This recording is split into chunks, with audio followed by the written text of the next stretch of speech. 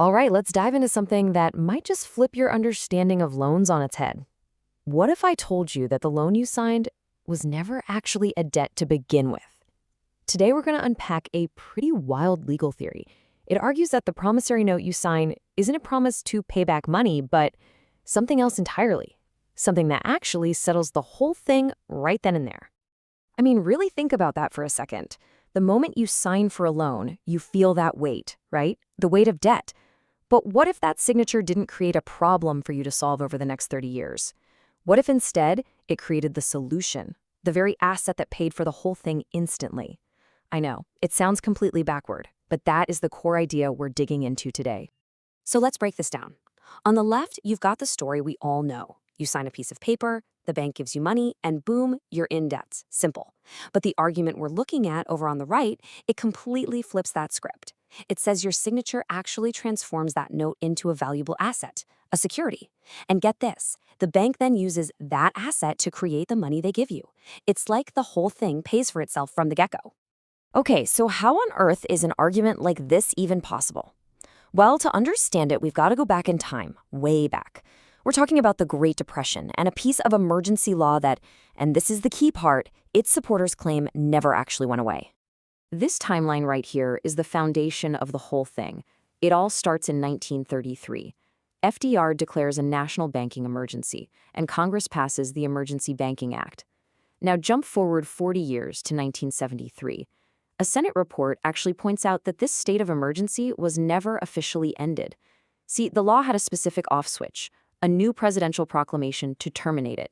And according to this theory, that proclamation never came, meaning that 1933 law could still be on the books, legally speaking. All right, so let's just play along for a minute. Let's assume this 1933 law is still in effect. What does that actually mean for the piece of paper you sign when you get a loan? Well, this is where things get really interesting, and the very definition of a promissory note gets completely upended. First, let's cover the basics, what we all think a promissory note is. It's basically an IOU, right? A simple contract. You promise to pay back the money with interest. For you, the signer, it's a liability, plain and simple. It's a debt hanging over your head. But if this argument holds, the Emergency Banking Act changes the game entirely. Suddenly, your note isn't just an IOU anymore. It becomes what's legally termed a statutory security. The law calls it eligible paper. And you can think of eligible paper as a kind of golden ticket for the bank, an asset they can take to the Federal Reserve and use as collateral to get brand new currency issued. And we're not talking about some fuzzy interpretation here. The argument points straight to the text of the law itself. Congress actually laid out a specific list of things that count as this eligible paper. And what's right there at the top of the list? Notes, plain as day. So the claim is, this isn't some judge's opinion. It's a direct definition from Congress itself. Okay, so if the note is an asset, how does the money part of this actually work? Well, it all comes down to a concept called an at-par exchange. Here's the step-by-step according to this theory. Step 1, you sign the note and hand it to the bank. Step 2, the bank doesn't treat it like a debt. Instead, they deposit it with the Fed as a security, an asset. Step 3, the Fed then issues brand new currency, backed by the value of your note. And now, for the big finale, Step 4, that new money is what you get as your loan. So in essence, your signature created the funds. The transaction settled itself right at the start. And this whole process is supposedly backed by federal law, specifically a section of the U.S. Code. The crucial part says that the collateral, that's your note, has to be worth at least the amount of new money being created.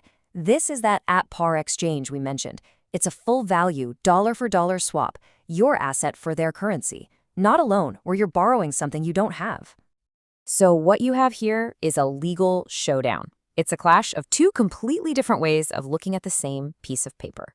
You've got the standard way courts handle it versus this very specific, kind of obscure legal framework that we've been digging into. This table really lays it out. On one side, you have the Supreme Court's approach, this family resemblance test from a case called Reeves. Basically, judges look at a note and say, does it look like a consumer loan? And usually they say yes, so it's not a security.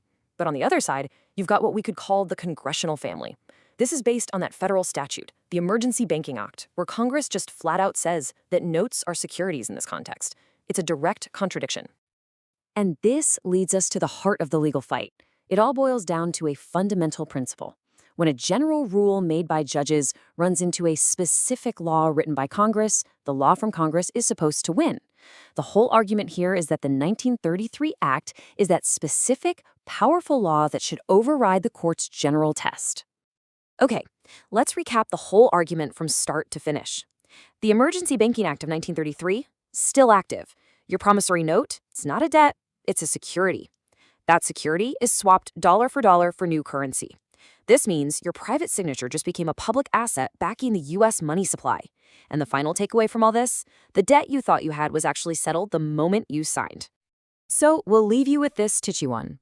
We've walked through the mechanics of this pretty unconventional legal argument. Now, we're not here to say if it's right or wrong, but it definitely raises a pretty big question. What's the real power of a law that's still on the books, but is basically forgotten or ignored? It's a really fascinating question at the corner of history, finance, and the law. Thanks for diving in with us.